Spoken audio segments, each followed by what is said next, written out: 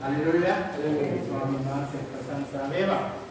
හොඳයි ප්‍රේමවන්තයනි අපි දැන් අවතීර්ණ වෙලා තියෙන්නේ සුද්ධ සතියේකට. ඉතින් අද අපි දන්නවා මේ සතියේම සම්තරකල දිගටම අපේ පල්ලියට දේව නමස්කාරය කරවතෙනවා. අපේ ලබන බදාද වෙනකොට සුද්ධ සතියේ දෙන්න කාර්ය ඔක්කොම ඉවරයි. ඒ නිසා ආදර සෙවනේ දේවමිනියේ සුළු නිවාඩුව ඉවරයි. ඒ නිසා මම දන්නවා අනිත් අය පැමිණෙන්න බලාගෙන ඉන්නවා. ඒ නිසා ලබන සතියේ ඉඳලා නෝරදාම දේවමිනියට සිදු දයාම පැමිණෙනවා. හොඳයි හෙට අපි දන්නවා මහ ප්‍රාස්පදෙන්ද. හෙට දවස් අපි සිහිපත් කරන්නේ යේසුස් වහන්සේ උන්වහන්සේගේ ඒ සත්කර්මය උන්වහන්සේ අපට දීපු දවසයි. ඒ නිසා අපි මේ මාතෘකාව යන කොමයි ස්වාමීන්ගේ මේසයට යක්ෂයාගේ මේසය. Lord's table or the table of the devil. ඒගොල්ලෝ බලන්නේ කොහෙන්ද මම මේ මාතෘකාව ගත්තේ? මේ මාතෘකාව අරන් තියෙන බයිබලෙන්. එහෙම නැත්නම් මම හිතපු මාතෘකාවක් නෙමෙයි. මොකද පළවෙනි කොරින්ති 10 වෙනි පරිච්ඡේදයේ අපිට කියනවා ඔබට සම්විධාන වහන්සේගේ කියන කොමයි. ඔබට සම්විධාන වහන්සේගේ කුසලාවෙන්ද යක්ෂයාගේ කුසලාවෙන්ද පානය කර නොහැක. සම්විධානයේ මේසයකද යක්ෂයාගේ මේසයකද ඔබට සහභාගී විය නොහැක. අපි සම්විධාන වහන්සේ ඕක කරමුද අපි උන්වහන්සේට වඩා බලවත් වෙමු.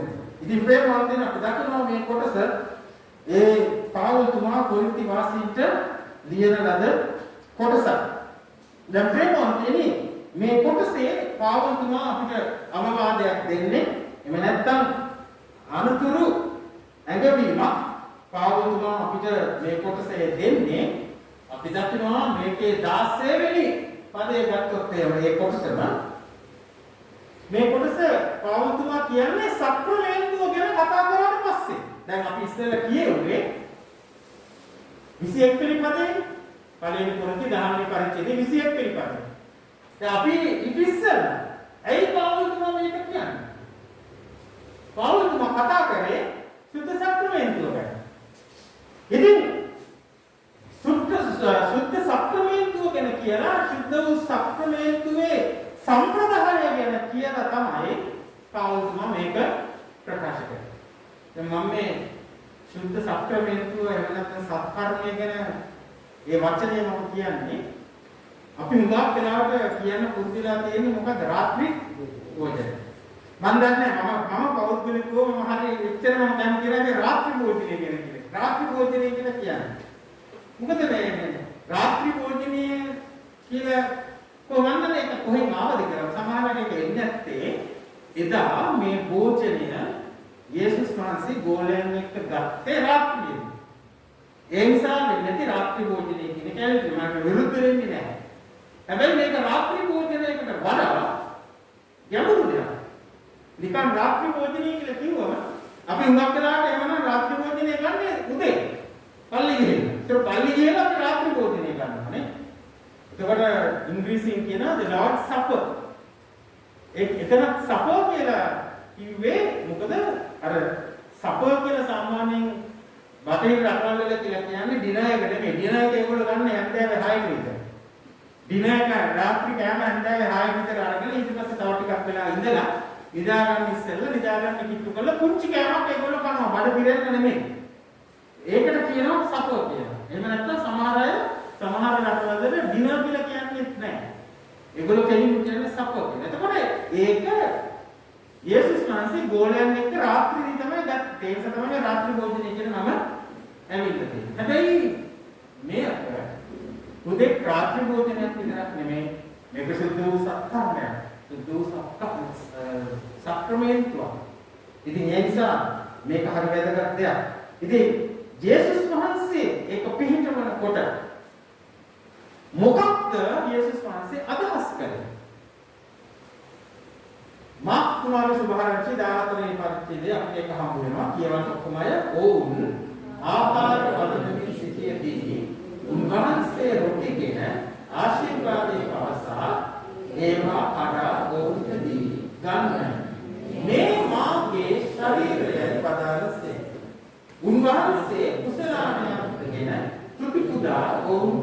සේක.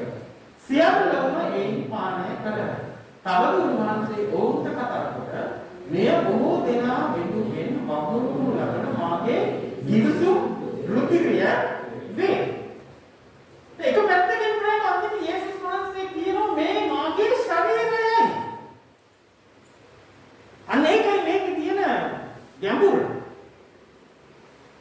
යේසුස් වහන්සේ බයිබලයේ කියලා නෑ මේක මගේ ශරීරයට සමාන කරන දෙයක් කියලා. උන්වහන්සේගේ වචන වලින් කිව්වේ මේ මාගේ ශරීරයයි. හැබැයි ඊට පස්සේ උන්වහන්සේ කිව්වා නුඹලා කොපමණ වර මේ කරන්නේද එපමණ නුඹලා මාව සිහිපත් කරන්නේ කියලා. ඒක උන්වහන්සේ අන්තිමට කිව්වා. හැබැයි උන්වහන්සේ මේ රොටිය අරගෙන උන්වහන්සේ කිව්වේ this is my body. මේක මගේ ශරීරය. කුසල අරගෙන කිව්වේ මේක මගේ ගිවිසුමේ රුධිරයයි. එනිසා ඒක හරි වැදගත් දෙයක්. දැන් අයිපාරක් අපි වැළුවොත් එහෙම ඉස්සෙල්ලා අපි කියපු කොටසට දැනෙන්නේ. යේසුස් වහන්සේ කියපු දෙයට කියන්න ඒ 10 වෙනි පරිච්ඡේදයේ පළවෙනි කොටේ අප ආශ්‍රී කුසලානගෙන ආශිර්වාද කරන විට ඉන් අදහස් වන්නේ ක්‍රිස්තුස් වහන්සේගේ රුධිරයේ සහභාගීකම නොවේද. දැන් මොකද්ද මේ කියන්නේ? ආශිර්වාද කුසලාන කියන ආශිර්වාද කරනවා. ඒ කියන්නේ අපි රාත්‍රී භෝජන මෙහෙ නැත්නම් සප්ලිමන්ට් මෙහෙ පවත්වනකොට අපි දන්නවා දැන් සාමාන්‍යයෙන් ඒවා රොටි සහ වීඩියෝස් අරගෙන දේවගිතුමා එහෙම නැත්නම් ඒ පවත්වන එකන ආශිර්වාද කරනනේ ඒ කොටස අපි කියවනවා. දැන් එතකොට මොකක්ද මෙතන කියන්නේ? ඉන් අදහස් වන්නේ මොකක්ද? ක්‍රිස්තුස් වහන්සේගේ රුධිරයේ සහභාගීකම නොවේ. ඊගාට කියලා අප රොටි කන්න විට ඉන් අදහස් වන්නේ ක්‍රිස්තුස් වහන්සේගේ ශරීරයේ සහභාගීකම නොවේ. දැන් ඕක තමයි ප්‍රේමවන්තයනි අපි ඉංග්‍රීසියෙන් Lord's Supper කියනවට වඩා ඕක වඩා සුදුසු වචනේ මොකද්ද? Holy Communion. සුද්ධ වූ සහභාගීකම. ඒක තමයි වඩාත්ම සුදුසු වචනේ. දැන් අවාසනාවකට මම දන්නේ අනිත් සභාවල කොහොමද කියලා මෙතෝදිස් සභාවේ අපි උගාක් වෙලාට ඔකට පාවිච්චි කරන මොකද සම්පූර්ණ සමාජිකත්වයට පත් වෙනවා කියලා මේ කන්ෆර්මේෂන් සර්විස් එක. මම දැක්කා මේ මටනේ ගියසුමානේ මොට්ටු මුල්ලේ කොහෙද කන්ෆර්මේෂන් සර්විස් එක තිබුණා. ඒ වගේම මම හිතන්නේ මේ මහපල්ලිත් මම හිතන්නේ තිබුණා මම හිතන්නේ කන්ෆර්මේෂන් සර්විස් එකේ කන්ෆර්ම් වෙච්ච අයගේ පින්තූර දාලා ඒ දෙමෝපියන් දාලා තිබුණා today අද මගේ දරුවාගේ පළවෙනි සක්‍රමෙන්තු දවසේ. පළවෙනි සක්‍රමෙන්තු ගන්න දවසේ. ඉතින් එක පැත්තකින් හරි. ඒක ප්‍රායෝගික පැත්තෙන් හරි. ඒ දරුවා පළවෙනි දවසේ සක්‍රමෙන්තු ගන්න දවසේ. හැබැයි ඒක වඩා ඒක ගැඹුරක් තියෙනවා. මොකක්ද ගැඹුර? අද මගේ දරුවා තමාම පෞද්ගලික ගැනුම්කාරණ වහන්සේට ජේසුව පිළිගන්නවා. අතන ඒක තමයි කන්ෆර්මේෂන් කියලා කියන්නේ. කන්ෆර්මේෂන් කියලා කියන්නේ මෙතෝදිස් සභාවේ සම්පූර්ණ සමාජිකයට මේ සමාජිකත්වයට කන්ෆර්ම් වෙනවා නෙමෙයි. කන්ෆර්මේෂන් කියන්නේ දරුවව පුංචි කාලේ අම්මලා බෞද්ධිස්ම කරා පොරොන්දුවක් පිට ඒ පොරොන්දුව ස්ථිර කරනවා. මොකද අම්මලා පොරොන්දු වුණා ධර්ම සම්බන්ධයෙන් මේ දරුවා තමන්ගේම තමන්ම යේසුස් වහන්සේ ගැලුම්කාරන් වහන්සේට පිළිගන්නත් ඔහු ඔයව අපි ආත්මිකව පෝෂණය කරනවා. දැන් මොකද කරන්නේ? ඔහු ඒක ස්ථිර කරනවා. ඔහුගේ ඇතනි. ඉතින් ඒ නිසා ප්‍රේමවන්තනි මේක හරිම වැදගත් දෙයක්. දැන් මෙතන පෙන්වුම් කරන්නේ මොකද්ද? සහභාගීකම. සහභාගීකම කාත් එක්කද? මොකක් සමගද සහභාගී වෙන්නේ? කාත් එක්කද සහභාගී වෙන්නේ ඉස්සෙල්ලාම? යේසුස් වහන්සේත් එක්ක. කාත් එක්කද? යේසුස් වහන්සේත් එක්ක මේ සහභාගීකම අපි ඇති කරගන්නේ මොකක් තුලින්ද? සක්‍රමෙන්තු. එහෙම නැත්නම් අපේ වචන වලින් කියනවා රොටි. නේ? කූපේ. එහෙම නැත්නම් විදියුස. රුධිරය. ඒ තුලින් තමයි අපි මේ සහභාගීකම ඇති කරන්නේ. ප්‍රේමවන්තයන් අන්න ඒකයි මම මේක කිව්වේ හරි ගැඹුරු දෙයක්. මේක හරි සීරියස් දෙයක්. මේක නිකම්ම නිකන් යන දෙයක් නෙමෙයි. මෙන්න මේ නිසා තමයි ප්‍රේමවන්තයනි මම මේක මිනිස්සුලා කියලා දෙන ඒ නිසා උනරට මම කියන්නේ නැහැ. මෙන්න මේ නිසා තමයි කතෝලික සභාව, ලංකා සභාව, මෙතෝදිස් සභාව අද තාමත් එකට එකතු වෙන්න බැරි තත්ත්වයක් තියෙනවා. අපි දන්නවා සභාවල් එක්සත් වෙන්න ලොකු ව්‍යායාමයක් කරා. ඒ වුණාට ඒවා බිඳ වැටෙන්න ප්‍රධාන හේතුවක් මේ. මම ඒකට දොස් කියනවා නෙමෙයි. මොකද කතෝලික සභාවේ, ලංකා සභාවේ අනිකුත් ප්‍රොටෙස්ටන්ට්වාදී සභාවල් වල තියෙන සම්ප්‍රදාය වෙනස් මේ සම්බන්ධ. මොකද කතෝලික සභාවේ අපි දන්නවා පිළිගන්නේ ඒකට ඉංග්‍රීසියෙන් කියනවා ට්‍රාන්ස්සබ්ස්ටන්සියේෂන් කියලා. අපේ සිංහල වචනයක් තියෙනවා සත්‍ය සම්මුඛ වූතිය. හරි පුදුම වචනයක් කො. ට්‍රාන්ස්සබ්ස්ටන්සියේෂන් කියලා කියන්නේ කතෝලික සභාවේ විශ්වාස කරන්නේ මොකද්ද? අර ආශිර්වාදය කරනකොට මේ කූප සහ මිදියුස ට්‍රාන්ස්ෆෝම් වෙනවා. පරිවර්තනය වෙනවා සැබෑ ශරීරය සහ සැබෑ රුධිරය. ඉතින් ඒ නිසා තමයි මේ දේවනිකතුමා ඔක්කොම යෝරුණන් පස්සේ ඉතුරු වෙන කූප, ඉතුරු වෙන මිදියුස ඒවා එකපාරක් අර භාජනවලට දාන්නේ දේවනිකතුමා ඒක අනුභව කරලා ඉවර කරන්නේ. ඒ විතරක් නෙවෙයි යෝරුණන් පස්සේ කප් එක පවා පිරිසිදු රිදි කැලේකින් පිහිදලා ඒ ඔක්කොම කරන්නේ මොකද? එතන තියෙන්නේ ඒගොල්ලෝගේ විශ්වාසය සැබෑ ශරීරය සහ සැබෑ රුධිරය. එතකොට ඒ සැබෑ ශරීරය, සැබෑ රුධිරය නම් යේසුස් වහන්සේගේ. එතකොට ඒක අනුභව කිරීමෙන් කාත් එක්කද සහභාගීකමක් තියෙනවා. යේසුස් වහන්සේත් එක්ක හෝලි කොමියුනියන් සුද්ධ වූ සහභාගීකම. හලෙලූයා. ඉතින් මේක හරි වැදගත්.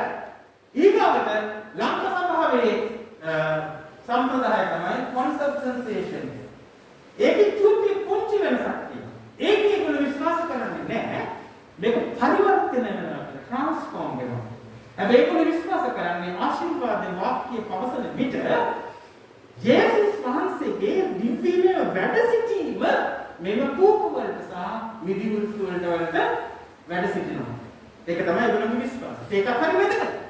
මොකද යේසුස් වහන්සේ වැඩ සිටින ඒ කූප සහ මිදියුස අපි අනුභව කරනකොට එතන ඇති වෙන්නේ දිව්‍ය සහභාගී තමයි පොලි කොමියුනියන්. ඉතින් ඒක ලංකා සභාවේ විශ්වාස කරන සම්ප්‍රදායය. එතකොට ඊගොම සම්ප්‍රදාය තමයි අනිකුත් සභාවල ඒක ලකුණක් එහෙම නැත්නම් සිම්බොලික් ඇක්ෂන්. එහෙම නැත්නම් ඔබ යම් පමණ වර මෙය කරන්නේද එපමණ වර නුඹලා මේක සිහිපත් කරන්නේ. අන්න ඒ වචනය තුළ තමයි ඒක අරන් තියෙන්නේ. එතකොට එතනදී ප්‍රේමවන්තයනි මේ පූකෝ මිදියුස පරිවර්තනය වෙන්නේ නැහැ. එතන යේසුස් වහන්සේගේ වැඩ සිටීම මේ පූකෝ වලට එනවා මේ විශ්වාස කරන්නේ නැහැ. හැබැයි ඒකෙන් සංකේතමක් කරන්නේ මොකද්ද? යේසුස් වහන්සේගේ ශරීරය. යේසුස් වහන්සේගේ රුධිරය. ඉතින් දැන් මේ තුනම ගත්තොත් ප්‍රේමවන්තනි මේ තුන සංසන්දනය කරලා බලුවොත් හරි වැදගත්. මොකද එක පැත්තකින් කතෝලික අයගේ ඒ විශ්වාසයක් වැදගත්. මොකද ඒක පරිවර්තන වෙලා තියෙනවා. එතකොට තමා මොන අදහසකින් උතන්ට ගිහිල්ලා අනුභව කරොත් අනුභව කරන්නේ අනිවාර්යයෙන්ම මොකද්ද? ක්‍රිස්තුස් වහන්සේගේ ශරීරයේ රුධිරය. එතකොට ලංකා සභාවේ උතන්ට ගිහිල්ලා අනුභව කරනකොට අනුභව කරන්නේ ක්‍රිස්තුස් වහන්සේගේ වැඩ සිටීම. නේ? හැබැයි අනිත් සම්ප්‍රදාය අය එතනට ගිහිල්ලා මේ හෙට මම බහල් ගන්න කොහොමද? එහෙම නැත්නම් දැන් පල්ලි ඉවරලා මස් කඩේට යනවද? පල්ලි ඉවරලා ෆුඩ් සිටි එකට යනවද කීකේ කල්පනා කර කර ඒක ගත්තොත් ඒකෙන් ඇති වැඩක් නැහැ. ඉතින් ඒ සම්ප්‍රදායේ තියෙන ඕන වැදගත්ම දේ තමයි අපි අවංකව යේසුස් වහන්සේ මම වෙනුවෙන් මැරිච්ච බව සිහිපත් කරලා ඒ සම්ප්‍රදායට අපි අතුරු වෙනවා. ඉතින් මම කියන්නේ මේකයි. මේ සම්ප්‍රදායන් තුනම ඉතාමත් වැදගත්. කිසිම කෙනෙකුට කියන්න බෑනේ අපේ කය හරි කියලා. එහෙම දෙයක් නෑ. මේ සම්ප්‍රදායන් තුනම හරි වැදගත්. මොකද දැන් බලන්න ප්‍රේමවන්තනි පාවුල්තුමා මේ සක්‍රමේන්තුව ගැන කියලා ඊගොල්ලෝ මොකක්ද කියන්නේ? right? දැන් අපි මෙච්චරලා කතා කරේ ස්වාමීන් වහන්සේගේ මේසය ගැනනේ. ස්වාමීන් වහන්සේගේ මේසය ගැන. දැන් පාවුල්තුමා කියනවා මෙන්න මෙහෙම දෙයක්. කියන්න කොහොමද? යුදෙව් ආගමික සිරිත ගැන සිතා බලන්න. දැන් පොඩ්ඩක් දැන් මේ කොටස එන්නේ පළවෙනි කොරින්ති 10යි. ඒ කිව්වේ සම්ප්‍රදාය ගැන පොලි කොමියුනියන් සක්‍රමෙන්ටු ගැන කතා කරලා තමයි මේක කියන්නේ. යුදෙව් ආගමික සිරිත ගැන සිතා බලන්න. කියනවා. පින්දේ බලන අය ඒ වායෙන් පුදුණු ලබන දෙවියන් වහන්සේ සමග සහභාගී නොවෙද්ද. එයින් ආදාස් කරන්නේ කුමක්ද? දේවතා පිළිවල හෝ දේවතාවන්ගේ හෝ යම් වටිනාකමක් ඇතයි කියයි. නැත. මා එයින් අදහස් කරන්නේ මෙසතුතුමන් පුදන කිදේනි ඔවුන් පූජා කරන්නේ දෙවියන් වහන්සේට නොව යක්ෂයාට බවයි. යක්ෂයන් සමග ඔබ සහභාගී වෙනවට මම කැමති නොවි. ඒ කියලා තමයි ඊගොල්ලෝ කිව්වේ. මොකද්ද? ඔබ ස්වාමීන් වහන්සේගේ කුසලානෙන් සහ යක්ෂයාගේ කුසලානෙන් දෙකට බෙදන්න බෑ. ඔබ ස්වාමීන් වහන්සේගේ මේසෙට යක්ෂයාගේ මේසෙට ළඟා වෙන්නට බෑ. දැන් මෙතන පවතුමා කියන්නේ මොකක්ද? මිසදිටුවන් ඒ කියන්නේ අන්‍ය භක්ති කියන්නේ. ඒගොල්ලෝ මෙතන පූජා කරන්නේ ප්‍රේමවන්තයිනේ දෙවියන් වහන්සේට නෙමෙයි. හැබැයි මෙතන පැහැදිලිවම කියනවා 18 වෙනි පදයේ යුදෙව් ආගමික සිරිත ගැන සිතා බලන්න. පිටේදී වළඳන අය ඒ වායේ පුදුම ලබන කාර්යයක සම්බන්ධයි. දෙවියන් වහන්සේත් දැන් මොනද රැවුම්කන්දේ පරණ දිවිසුනේ අපි දන්නවා දේවමාලිගාවට පිදේනි ගෙනා. ඒක ඒගොල්ලෝගේ තිබිච්ච සම්ප්‍රදාය. දේවමාලිගාවට කාවි දේව මන්දිරෙත් දෙවියන් වහන්සේගේ දේව මන්දිරය. එතකොට එතන ඉන්නවා පූජකවරු. එතකොට මිනිස්සු ගෙනාව දෙවියන් වහන්සේටයි පූජා කරන්නේ. හරිද? මේ පූජා කරපු කෑම කන්න අවසර තිබ්බද නැද්ද? අවසරය තිබුණා. හැබැයි කාටද? පූජකයන්ට පමණයි. පූජකයන්ට පමණයි අවසරය තිබුණේ. ඒ කියන්නේ කෑම ඒව කන්න නැතුව ඉන්න ඕනයි කියලා නීතියක් තිබුණේ නැහැ. ඒක කන්න පුළුවන්. හැබැයි මේ වචනේ කියනවා එසේ කෑමෙන් කාර්යයකට සහභාගීකම වුණා. දෙවියන් වහන්සේත් එක්ක ඇයි ඒකට හේතුව ඒවා පූජා කරේ කාටද? දෙවියන් වහන්සේට. තේරුණානේ? උගලට මතක ඇති පාර දාවිත්තුමා බඩගිනියලා එයාගේ සේනාවත් සමග ආවා. ඒ ඇවිල්ලා අභිමෙලෙක් පූජකතුමාගෙන් ඇහුවා අපිට බඩගිනි අපිට මොනවාරි කන්න දෙන්න පුළුවන්. එතකොට පූජකතුමා කිව්වා වෙස්සරි මං ගාව මුකුත් නැහැ. තියෙන්නේ පිටේනි විතරයි. ඒ කියන්නේ පූජා කරපුවා විතරයි. හැබැයි ඒවා පූජකයන්ට පමණයි. හැබැයි ඒ වෙලාවේදී පූජකතුමා අභිමෙලෙක් මනුෂ්‍යත්වයෙන් කල්පනා කරලා දාවිත්තුමාට කොහොමදයි මම ඒවා ඕගොල්ලෝගේ බඩගින්න නිවන්න මම දෙන්නම්. හැබැයි මට එක ප්‍රශ්නයක් අහන්න තියෙනවා. ඕගොල්ලෝගේ සේනාව පිරිසුදුද? බයිබලයේ කියවලා බලන්න ඒගොල්ලෝ කියනවා ඕගොල්ලෝගේ සේනාව පහුගිය කාලේ අඩු ගානේ තමන්ගේ ගෙවල් වලවත් හිටියේ නැද්ද? ඒ කියන්නේ තමන්ගේ බාහිරාවත් සමගවත් හිටියේ නැද්ද? ඒ පැත්තෙන්ම අපිරිසුදු වුණේ නැද්ද? පිරිසුදු. එතකොට දාවිත් කියනවා නෑ ඔක්කොම අය මාත් එක්ක යුද්ධෙට ගිහිල්ලා ආවේ ඒගොල්ලෝගේ ගෙවල් වල හිටියේ නෑ. ඒ නිසා එවැනි කිසිම දෙයකට සම්බන්ධ වෙන්නේ නෑ. ඒ නිසා අපි චුද්දයි. අන්න එතකොට අපි මෙලේ දාවිත් දුන්නා එයාගේ සේනාවට ඒවා කන්න කියලා. මොකද එතන ඒක කාමෙන් සහභාගීකම ඇති කරගන්න ගහත් එක්කද? දෙවියන් වහන්සේත් එක්ක ඒ සහභාගීකම ඇති කරගන්නවා. දැන් දේවවචනේ කියනවා දේව මන්දිරේ පොදු පිටේනි සුද්ධයි ඒව කාමෙන් ඇති කරගන්නේ දෙවියන් වහන්සේත් එක්ක සහභාගීකම වගේම අන්‍ය භක්තිකයන් දේවාලයට පන්සලකට එහෙම නැත්නම් මොකක් හරි තැනකට පුදන පිදේනි. එහෙම නැත්නම් ඒ දෙවියන්ට පුදන පිදේනි. ඒගොල්ලෝ පුදන්නේ දෙවියන් වහන්සේට නෙමෙයි. ඒගොල්ලෝ ඒවා පුදන්නේ කාටද? යක්ෂයාට. පවුල් කියනවා. ඒ නිසා එතකොට ඒ පිදේනි කෑවොත් එහෙම මිනිස්සේ ඒ මිනිස්යා එතකොට සහභාගීකම පවත්වන්නේ කාත් එක්කද? යක්ෂයාත් එක්ක. පැහැදිලිනේ? ඉතින් ඒක සාවුල්තුමා පැහැදිලි කරලා දෙනවා. සාවුල්තුමා ඒක පැහැදිලි කරලා කියනවා ඒ නිසා වෙන අයට පූජා කරන වෙන දෙවියන්ට යක්ෂයන්ට පූජා කරන කෑම කෑවොත් අපි සහභාගීකම ඇති කරගන්නේ දෙවියන් වහන්සේත් එක්ක නෙමෙයි යක්ෂයා සමගයි. දැන් අපි අද අපේ මාතෘකාව මොකද්ද? සුද්ධ සහභාගීකම. සුද්ධ සහභාගීකම. හරිද?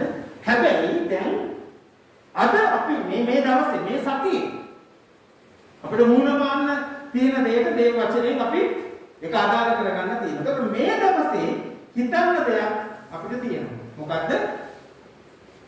අපිට තව ගොඩාක් අවස්ථාවන් තියෙනවා. හැබැයි ප්‍රධාන අවස්ථාව තමයි මේ සතියේ අපිට හිතන්න තියෙන්නේ මේ සිංහල හින්දු අලුත් අවුරුද්ද නැකතට හදන කෑම. ඒක නැකතට හදන කෑම හදන්න දෙවියන් වහන්සේටද නැත්නම් වෙන දෙවියෙකුද? වෙන දෙවියෙකුද? නැකතට හදනවා. ඒ නැකතට හදන කෑම හදන්නේ ඉර දෙන්නේ. හරිද? එතකොට ඒක දෙවියන් වහන්සේට නෙමෙයි. හරිද? නැකතට හදන කෑම. ඔයගොල්ලෝ හදන කෑම නෙමෙයි. නැකතට හදන කෑම. එතකොට දැන් ඒ කෑම තමයි සමාජයට අපිට ලැබෙන්නේ. අපි නැකතට හදන්නේ නැහැ. හැබැයි ඒ වුණාට අපිට නැකතට හදන කෑම සමාජයට ලැබෙනවා. එතකොට ඒක හදන්නේ ඉර දෙවියන්ටයි. ඒක නැකතට බාරයක් වෙලා තමයි ඒගොල්ලෝ කරන්නේ. එතකොට ප්‍රේමවන්තයනි දේව වචනයට අනුව ඉර දෙවියන්ට පූජා කරන කෑම අපි කනකොට අපි කාත් එක්කද සහභාගීකම් ඇති කරගන්නවා. ඒ දෙන්නේ දෙවියන් වහන්සේත් එක්ක නෙමෙයි. ප්‍රේමවන්තයනි අන්න ඒ නිසා පෞල්තුමා කියනවා අපි සම්විධානන් වහන්සේ කෝප කරමුද අපි උන්වහන්සේට වඩා බලවත් වෙනවා. මේක උන්වහන්සේ කියන දේවල් ගණන් ගන්න නැතුව අපි උන්වහන්සේට ලොකු වෙනවද? අපි උන්වහන්සේව කෝප කරනවද? දැන් මේ බයිබල් කොටසම තමයි පෞල්තුමා අපිට මේක කියන්නේ. ප්‍රේමවන්තයන් අපි මතක තියාගන්න ඕන. අනිවාර්යයෙන්ම අපි මේ දේ කරනකොට දෙවියන් වහන්සේගේ කෝපය ඇවිලෙනවා. දෙවියන් වහන්සේගේ කෝපය ඇවිලෙනවා. දැන් හෙට දවසේ කියලා කියන්නේ ප්‍රේමවන්තයනි මහා බ්‍රහස්පතින්දා දවස ඒ වගේම අවුරුදු දවස හෙට නේද අවුරුදු හෙට කීයද අවුරුදු දාවේ නෑ අවුරුදු දාන්නේ හැන්දෑවේ හරිද ඒක අවුරුදු දාවුවට පස්සේ ප්‍රේමවන්තයනි එතකොට ස්වාමීන් වහන්සේගේ මේසයක් තියෙනවා තවත් මේසයකුත් තියෙනවා දැන් මේක ගත්තනේ අර ඉස්සෙල්ලා කිව්වේ මේක අමාරුයි කියලා හරි අමාරුයි මොකද හෙට සුමුද ගහන්න පුළුවන් හරි දැන් ප්‍රේමවන්තයනි වෙලා තියෙන මේකයි දෙවියන් වහන්සේගේ කෝපය ඇවිල්ලා. අපි බලමු කොහොමද දෙවියන් වහන්සේගේ කෝපය ඇවිල්ලා කියලා. දැන් අපි මේ කතා කරන්නේ මොකක් ගැනද? සුදු සත්කර්මය ගැන. දැන් අවුරුදු ගැන නෙමෙයි. දැන් බලන්න මොකක්ද මෙතන කියන්නේ. මා කෝප කරවන ලෙස කොහොමද කියවන්නේ? බය වෙන්න එපා. මා කෝප කරවන ලෙස අහස් දේවියට අහස් දේවියට ඉරසඳ හරි අහස් දේවියට මොනවාද? රස කැවිලි සෑදීමට. ඔය සමහර පරිවර්තන වල කෙලින්ම ගහලා දෙනවා කැවිලි සෑදීමට කියනවා. ඔව් සමහර පරිවර්තන වල දෙනවා කෙලින්ම කැවිලි සෑදීමට කියනවා. රස කැවිලි සෑදීමට අන් දෙවිවරුන්ට පානීය පූජා පුද කිරීමට මොකක්ද කියන්නේ? දරුවෝ දර එකතු කරති. අප්පා තමයි. කවදද අපේ දරුවෝ දරක එකතු කරන්නේ නේ? හැබැයි අද ප්‍රශ්නයක් නෑ එන ප්‍රශ්නයක් නෑ දර එකතු කරන්නේ නෑ මොකද? කන්න මොනවද? කැවුම් කන්නනේ. අනිත් එක ඉතින් දර එකතු කරන්න දුක දැන් ගෑසුත් නැහැ නේ අනිවාර්යයෙන්ම දර එකතු කරන්න බෑ දරුවෝ දර එකතු කරගෙන මෙන්න බලන්න පියවරු ගිනිමොළ කවදද තාත්තලා ගිනිමොළවන්නේ හැබැයි මේ සැරේ නම් ගිනිමොළවන්න වෙනවා මොකද ගෑස් නැති නිසා අනිවාර්යයෙන්ම ගිනිමොළවන්න වෙනවා ඊගාව මොකද කියන්නේ නිස්ක්‍රියෝ පිටි අනති පිටි තිබ්බොත් තමයි ඉන්නේ හැබැයි කොහොම හරි හොයා ගන්නවා පිටි ටික හරි ඒ සැබෑවටම ඔවුන් කෝප කරවන්නේ මාද නැත දැන් මේ ජර්මනිය කියන්නේ ඒගොල්ලෝ කෝප කරන්නේ කවුද සැබෑවටම ඔවුන් කෝප කරන්නේ මාද නැත ඔවුන් එසේ කරගන්නේ ඔවුන් තමයි ඒ කියන්නේ කාත් එක්කද කෝප වෙන්නේ කාගේ කෝපේද ඔවුන් පිට වැටෙන්නේ දෙවියන් වහන්සේගේ කෝපේ තමන් පිටම ඔහු ලැජ්ජාවට පමනුවා ගන්නවා ඒ නිසා මහත්කම දෙවි ස්වාමීන් වන මම මේ ස්ථානයේ පිට මාගේ කෝපය සහ උදවස වගුරුවන දේවපතිනි කියන්නේ දෙවියන් වහන්සේගේ කෝපය දෙවියන් වහන්සේගේ උදවස වගුරුවන දැන් මොකක්ද වෙන්නේ මොන බලන්න මිනිසුන් පිට මෙන්න මුල් කියන්නේ කෙතේ ගස් සහ භූමියේ ඵල කෙරෙහිද මම එය වගුරුවන ප්‍රේමන්තේ මේ කඩේල අද ලංකාව මේ තත්ත්වයට පත් වෙලා තියෙන අස්වැන්න නැති නිසානේ.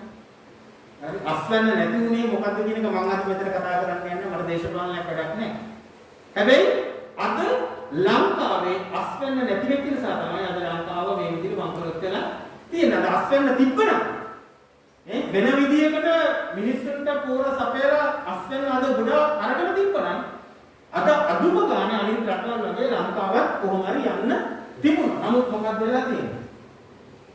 මිනිසුන් පිට මෙන්න මුල් කියන්නේ සත්තු කෙතේ ගස් සහ භූමියේ පළ කෙරෙහිද මම එය වගුරුවන. මොකද්ද වගුරුවන?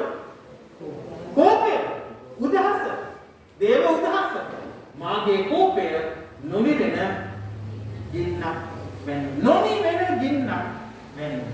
මේ ඊයේ කවුද මහාචාර්යවරයෙක් කිව්වා 1948 ඉඳලා පොඩ විනාශය කරලා දැන් මේ 2022 නේ ඊළඟට දැන් අද වංකලොත් වෙනවා. දැන් අයි නැගිටින්න අයි ඒ වගේම අර 48ට ගිය අවුරුදු ගානම යන්න වෙන්නේ. නොනිවෙන ගින්න කාගේ උදහසද?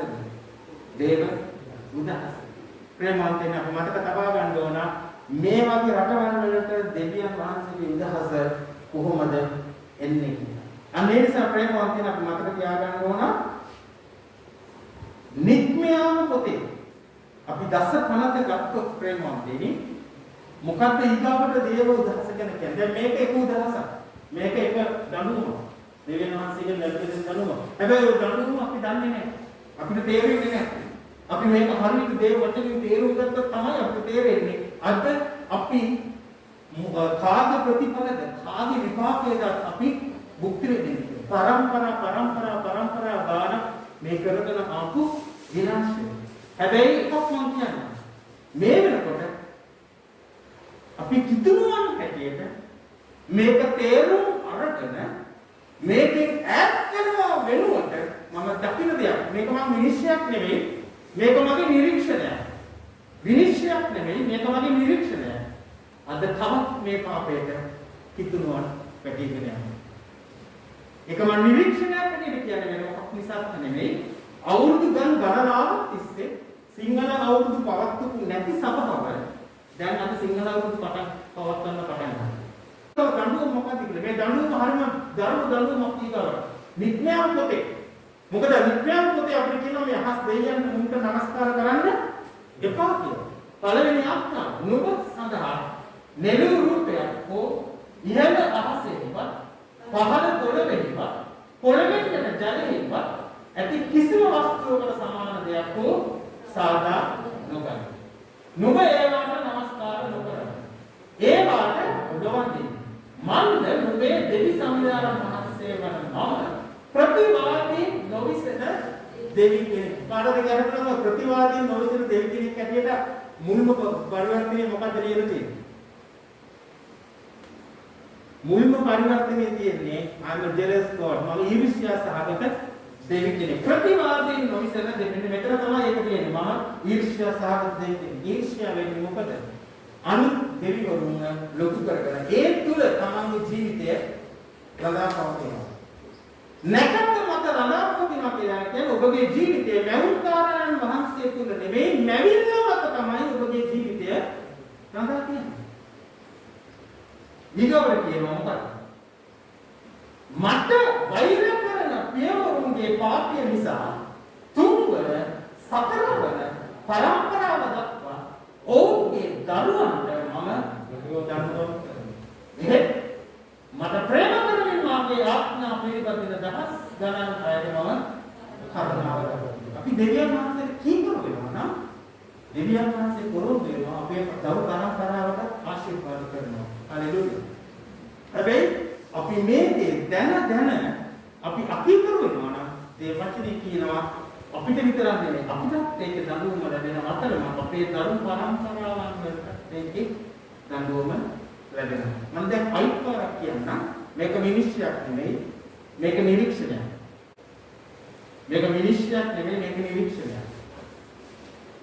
මේ බව දැන කට කැඩෙනකම් කියලා ඒ අහන්නේ නැති මම දන්න කීප දෙනෙකුගේ දරු පරම්පරාවන් වලට මේ දඬුවම ලැබිලා තියෙනවා. මම කැමති නෑ ඒවා කවුද කියලා කියන්නේ මම ඒකේ නිරීක්ෂණය. ඒක ලැබුණේ. ඒක ඕගොල්ලන්ට කොහොමද බලන්න පුළුවන් මේ බයිබලයේ කියන කතාව ඇත්තද කියලා. හුඟක් පවුල් වල මේ දේ බලන්න නැතුව දැන් Facebook එකේ හෙට වෙනකොට බලන්න පුළුවන් අපේ කිතුරුවන් කියලා කියාගන්න කී දෙනෙක් විශ්ව හැපි නිව් ඉයර් කියලා ඕගොල්ලන්ට විශ් කරලා යවන්න පුළුවන්. මේ විශ් කරලා යවනකොට ටිකක් බලන්න ඒගොල්ලෝගේ පවුලට මොකද වෙලා තියෙන්නේ කියලා. හැබැයි විනිශ්චයකට නෙමෙයි නිරීක්ෂණය. පැහැදිලිව විනිශ්චයකට නෙමෙයි නිරීක්ෂණයෙන් බලන්න පවුලට මොකද වෙලා තියෙන්නේ දරුවන්ට මොකද වෙලා තියෙන්නේ. මම මේ ප්‍රාර්ථනා කරනවත් නෙමෙයි එහෙම වෙන්න ඕන කියලා. මම මේක කියලා දෙන්නේ ප්‍රේමවන්තයන් අපේ දරුවන්වත් මේ සාපේන් මේ දඬුවමෙන් ගලව ගන්න අවශ්‍ය නිසා.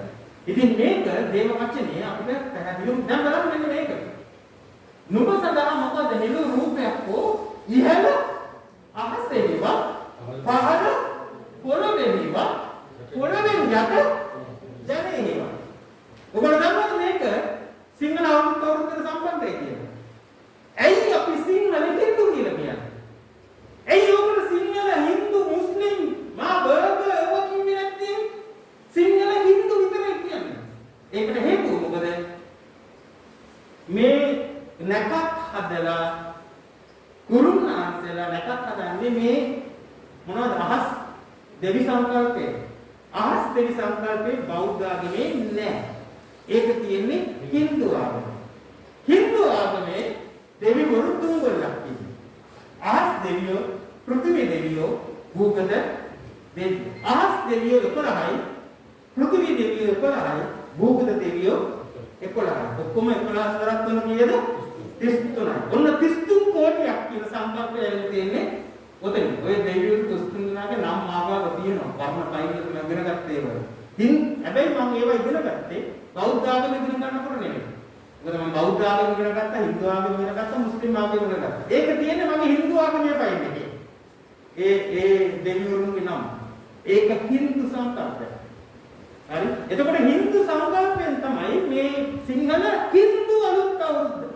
බෞද්ධ ආගමේ දෙවි සංකල්පයක් නැත. ඒ නිසා හින්දු ආගමෙන් බහුදේව සංකල්පය අරගෙන තමයි මේ උත්සවය ඒගොල්ලෝ අරගෙන තියෙන නැකත් හැදී. ඒ නිසා අනිවාර්යෙන්ම ඒගොල්ලන්ට කියන්න වෙනවා මොකද්ද? සිංහල සහ හින්දු. අර දැන් කාලේ සමහර අය කසාද බෙන්නම පෙරේරා සිල්වව වෙන්නම මොකද කරන්නේ? පෙරේරාත් දානවා සිල්වත් දානවා. දැන් අපි ළඟ ඉස්සර එහෙම නෙමෙයි නේද? මගේ අම්මා ಭಾರತಿ කෙනෙක් තාත්තා සිල්වා ඒ නිසා අම්මා කවදාවත් බැන්දන් පස්සේ ಭಾರತಿ සිල්වා කියලා කිව්වේ නැහැ. හැබැයි දැන් කාලේ අලුත් ෆැෂන් එක මොකක්ද? ಭಾರತಿ කෙනෙක් සිල්වා කෙනෙක්ව බැලුවොත් එහෙම එයාගෙනම අපිට ලක්ෂ්මී ಭಾರತಿ සිල්වා. අර දෙකම දානවා. හරිද? නේ? ඉතින් ප්‍රේමවන්තයනි මෙතන සිංහල හින්දු කියන දෙකම දාන්න උනේ මොකද? වෙන දෙයක් නිසා නෙමෙයි. මේ සංකල්පය කෙලින්ම ඇවිල්ලා තියෙන්නේ හින්දු ආගමේ. හින්දු ආගමේ මිනිස්සු අදහන්නේ දෙවිවරුන්ට යක්ෂයෝ. යක්ෂයෝ. දැන් අපි ආයිපාරක් ආවොත් අපේ කොටසට. හරි? මොකද දේව වචනේ කියන්නේ? ඒනි නුසුසුසලස දැන් පොඩ්ඩක් මේක යන්න ඉස්සෙල්ලා ආයිපාරක් මතක් කරගන්න. පළවෙනි පොතේ 10 වෙනි පරිච්ඡේදයේ පවල්තුමා මොකක්ද කිව්වේ කියලා? මතක් කරගන්න. පවල්තුමා කියන්නේ මොකක්ද? නුඹලා එදා පූජාසනය මත තිබ්බිච්ච කෑමේ අපි සහභාගීකම් ඇති කරගන්න කාත් එක්කද දෙවියන් වහන්සේත්. හැබැයි මිසද පුතන් අන්‍ය જાතීන් ඒ පූජාවන් පූජා කරන්නේ දෙවියන් වහන්සේට නෙමෙයි. ඒගොල්ලෝ පූජා කරන්නේ යක්ෂයන්ට. එතකොට ඒවා අපි කෑවොත් අපි සහභාගීකම් ඇති කරගන්නේ යක්ෂයන්ට. ඒ නිසා පාවුලම කිව්වා නුඹලා ස්වාමීන් වහන්සේගේ මේසෙන් සහ යක්ෂයාගේ මේසෙන් යන දෙකෙන්ම නුඹලා කනවට මම කැමති නෑ. පෞද්ගලිකව දෙපා කියලා. නෑ බලන්න පෞද්ගලිකව කියන්නේ මම කැමති නෑ. නුඹලා ස්වාමීන් වහන්සේගේ කුසලාවෙන් සහ යක්ෂයාගේ කුසලාවෙන් බොරුවට මම කැමති නෑ. පෞද්ගලිකතුමා මෙතන දෙන්නේ අවවාදයක් දේව වචනයෙන් අරගෙන. ඔය ඔක්කොම පරල ගිවිසුමෙන් අරගෙන පෞද්ගලිකතුමා දෙන්නේ අවවාදය. යේසුස් වහන්සේ මේ සුද්ධ සත්‍යමයේ පිළිවෙලකට යේසුස් වහන්සේ මේ සම්ප්‍රදාය ආරම්භ දෙන්නේ අපිට මොකද? ඒක විදිහටම කියන්නේ සිංහල අවුරුද්ද කියන එක නම වෙනස් කරලා දිවනාසු අපිට රවට්ටන්න බෑනේ. බෑ.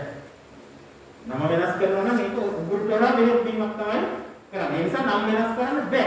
ඒ නිසා තමයි අනිවාර්යෙන් මේක සිංහල හින්දු. අයි කිසි කතාවක් නැහැ. ඒක මුස්ලිම් මොකක්වත් නැහැ. සිංහල හින්දු තමයි. ඒ නිසා අපි පරිස්සම් වෙන්නට ඔව් දැකපෙට කරනවා නම් වෙනස් කරක් තමයි නැහැ. ඒක උගුරලා බෙහෙත් දෙවියන් වහන්සේට අපිට හොර කරන්න බෑ. ඒ නිසා අපි පරිස්සම් වෙන්නට අවශ්‍යයි. එතකොට ප්‍රේමවත්නි දැන් යේසුස් වහන්සේ උන්වහන්සේගේ මේ සුද්ධ සත්කර්මයේ පිළිපොනකොට උන්වහන්සේ මොකක්ද කිව්වේ? මේ කූප මගේ ශරීරය. එතකොට මේ නුඹලා අනුභව කරනකොට නුඹලා සහභාගීකම ඇති කරගන්නේ කාත් එක්කද? මාත් එක්ක. එතකොට ඒක ඇත්ත වශයෙන්ම යේසුස් වහන්සේ පරණ යෙසුමේ යේසුස් වහන්සේ ගොඩාක් දේවල් පිළිතුරේ පරණ යෙසුමේ දේවල් ස්ථිර කරා. ඒක වෙනස් කරේ නැහැ. උන්වහන්සේ කො මම ආවේ විවස්ථාව අවලංගු කරන්න නෙමෙයි ඒක ස්ථිර කරන්නේ සම්පූර්ණ කරන්නේ. එතකොට යේසුස් වහන්සේ ගන්නවා එදා යුදෙව් ආගමේ තිබිච්ච සම්ප්‍රදාය මොකක්ද? ඒ යුදෙව් දේව මන්දිරයට පූජා කරපු ඉදේදී කන්නේ දෙවියන් වහන්සේත් එක්ක සහභාගීවම ඇති කරගන්න. ඒ නිසා දාවිත්තුමා කියනවා දාවිත්තුමාට අභිමෙලෙක් කියනවා හොඳයි ඔයගොල්ලෝ සුද්ධව නම් ඉන්නේ මම මේ දේ කන්න දෙන්නම්. එහෙම නැත්තම් බෑ. ඒ නිසා ප්‍රේමවන්තයනි 10 වෙනි පරිච්ඡේදයේ එක කිව්වේ ඊගාට 15 වෙනි පරිච්ඡේදයේ යනකොට පාවතුම පැහැදිලිව අපිට සඳහන් කරනවා මොකක්ද? එයිනි නුසුදුසු ලෙස සම්විධානන් වහන්සේගේ මේ රොටි වර්ධන මේ කුසලාවෙන් පානය කරන කවරෙක් වුවද එසේ වැළඳීමෙන් සහ පානය කිරීමෙන් සම්විධානන් වහන්සේගේ ශරීරයට සහ රුධිරයට විරුද්ධව පව් කිරීමේ වරදකරුවෙක් වන්නේ. අපි මේ දේ හරියට නොදැන හෙට දවසේ උන්වහන්සේගේ මේසයට ගියොත් ඒකේ අපි යක්ෂයාගේ මේසෙනුත් කනවා අර මේසෙනුත් කනවා අන්තිමට කන්නේ කාගෙන්ද? දෙවියන් වහන්සේගෙන් හොඳට කනවා. අපි හිතන්නේ මේ අහිංසක දරුවන්ට කන්න වෙනවා. එබැවින් මේ රොටි වැළඳීමට මේ කුසලාවෙන් පානය කිරීමට පෙර එක්කෙනා තම තමා සෝදිසි කරගත යුතුය. සම්විධානන් වහන්සේගේ ශරීරය යන්නේ තේරුම විමසන්නේ නැතුව රොටි වළඳන කුසලාවෙන් පානය කරන තැනැත්තේ එසේ වැළඳීමෙන් සහ පානය කිරීමෙන් තමාම වරද කරුණෙක් කරගන්නේ. ඊගාවට කියන මේ නිසා ඔබ අතර බොහෝ දෙනෙක් දුබලව රෝගීව සිටිති. සමහර දෙනෙක් මරණයට ගොදුරු වී සිටිති. අපි අපම සෝදිසි කර ගනිමු නම් අප විනිශ්චය කරනු ලබන්නේ නැත. සම්විධානන් වහන්සේ විසින් විනිශ්චය කරනු ලැබීමෙන් අප වික්‍රමු ලබන්නේ ලෝකයා සමග වරදටපත් නොවන පිණිස. දැන් ඉස්සෙල්ලා ඔක්කොම කියනකොට ඔයගොල්ලන්ට තේරෙනවද? දැන් අන්තිමට මොකක්ද කියන්නේ? මම මේක ඔයගොල්ලන්ට කියන්නේ වෙන දෙයක් නිසා නෙමෙයි. ලෝකයා සමග වරදටපත් නොවන පිණිස. මේ වාක්‍යෙ මෙතන මේ ලෝකයා කියලා කියන්නේ අන්‍ය ජාතිය. ඒක මතක ගන්න. බයිබලයේ ලෝකයා කියනකොට එතන අදහස් කරන්නේ අන්‍ය ජාතිය. එතකොට ප්‍රේමවන්තනි ලෝකයා සමග වරදටපත් නොවන පිණිස. එතකොට ප්‍රේමවන්තනි මතක තියාගන්න. අද හුඟක් වෙලාවට අපි නොමගරින්න පුළුවන් අපේම නායකයන් අපි සිංහල නිසා අපි මේකට එකතු වෙමු. මම ඔයගොල්ලන් ආයි මල්ටිස්ටර් මම ආරම්භ අපි සිංහල කියන සිංහලෙන් කරන හැම දෙයක්ම කරනවද? කරනවද? නෑ. අපි දෙමළේ කියන දෙමළෙන් කරන හැම දෙයක්ම කරනවද? නෑ. අපිට සිංහල සංස්කෘතියක් තියෙනවා. අපිට දෙමළ සංස්කෘතියක් තියෙනවා. හැබැයි අපි කාලෙ කොහේ පුරුමස්ද? අපි දේව රාජ්‍යයේ පුරවැසි. ස්වාමීන් වහන්සේගේ පාමුලට යනකොට උන්වහන්සේ අහන්නේ නැහැ ඔබ සිංහලද ඔබ දෙමළද ඔබ මුස්ලිම්ද කියලා. උන්වහන්සේගේ ඉදිරියේ ඉන්නේ සුදු ඇඳක තාලපත්‍ර අතින් අරගෙන ගැටළු පෝෂකයන්ගේ ලේ සෝදා පිරිසුදු කරගත්තා. ඒ ගැටළු පෝෂකයන්ගේ ලේ සෝදා පිරිසුදු කර ගැනීමේ සම්ප්‍රදාය තමයි අපේ දෙවියන් වහන්සේ දීලා තියෙන්නේ මේ ශුද්ධ සත්‍යය. හලෙලුයා. ඒක ඔයගොල්ලෝ යන්න ඔයගොල්ලෝ සභාවන් වලට ගිහිල්ලා මේසෙට ළඟා ගන්න. හැබැයි මේසෙට ළඟා වෙනකොට ප්‍රේමවන්තයි මතක තියාගන්න. ස්වාමීන් වහන්සේගේ මේසෙට යන්න. ඒත් එක්කම මේ දවස්වල යක්ෂයාගේ මේසෙන් ඉන්න දේවල් ප්‍රතික්ෂේප කරන්න. ඒවලට අහු වෙන්න. ආමෙන්. ආමෙන්. යාසනා කරන්න. ඉතින් රාජ්‍ය සිටමු. ආදරණීය දෙවි පියාණෙනි, වහන්සේගේ වචනීය දෙවි පියාණනි අපි අද මෙහි කරේ තාමත්ම සුළු කොටසක්. වහන්සේගේ වචනේ මීට වඩා ගැඹුරු ලෙස ස්වාමීනි තවත් මේවා විග්‍රහ කරන්න තියෙනවා. අපට තවත් මේවා තේරුම් ගන්නට වහන්සේ ආශිර්වාද කරන්න ස්වාමීනි.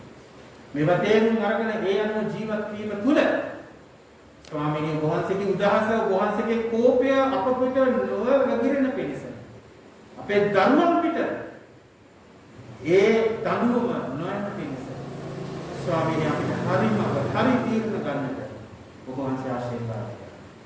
ස්වාමීනි මේ දවසේ වහන්සේගේ මේසෙන් ළඟා වෙනකම් අපි මේ හරි තීරණය අරගෙන ඔබ වහන්සේට කැපවෙලා ස්වාමීනි අපිට ඔබ වහන්සේව සතුටු කිරීමට ප්‍රසන්න කිරීමට ඔබ වහන්සේ සමග ඒ ශුද්ධ වූ සහභාගීකමට ඇතුල් වෙන්න අපට උදව් කරන්න ස්වාමී.